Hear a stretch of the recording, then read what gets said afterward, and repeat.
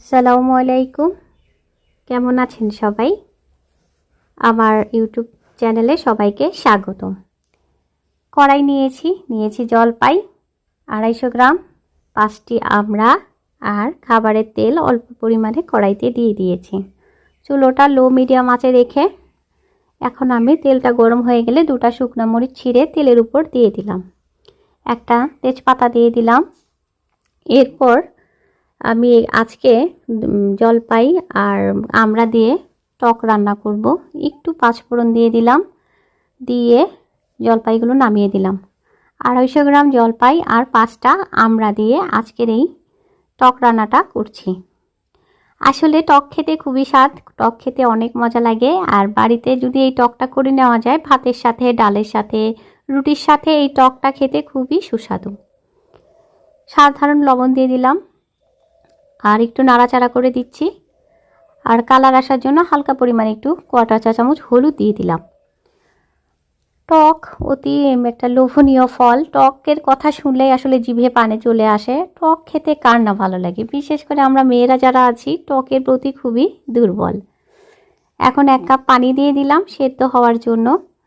আর যেহেতু মনে হচ্ছে 1 কাপে হবে না, এই জন্য আরেকটু দিয়ে দিলাম, আধা কাপ দিয়ে ভালো করে একটু নাড়াচাড়া করে দিলাম। দিয়ে একটা ঢাকনা দিয়ে ঢাকা দিয়ে দিব।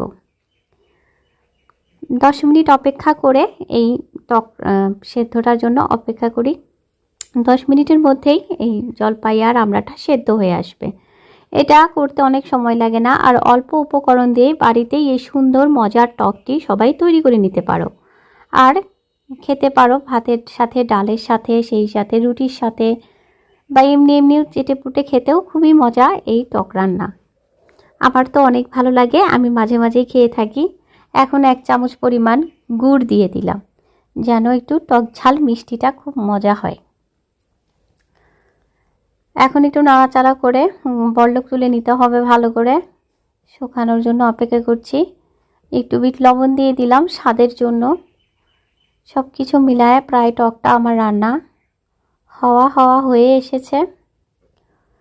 আর রসটা একটু মাখো মাখো রাখছি, যেন ঝোল ঝোল থাকে, কারণ হচ্ছে টক একদম শুকনো হলে ভালো লাগে না। একটু ঝোলটা ডালের সাথে বা ভাতের সাথে মেখে নিতে খেয়ে খুব মজা পাওয়া যায়, রুটির সাথে, যে যেমনটা খায় না আর কি। আমি তো এমনি চামচ দিয়ে খাইতে অনেক ভালোবাসি। যাদের হাই প্রেশার আছে তারা এই টকটা খাবেন, অনেক উপকারী একটি খাবার। সবাইকে অনেক অনেক ধন্যবাদ। পরবর্তীতে আবার দেখা হবে। আল্লাহ হাফেজ।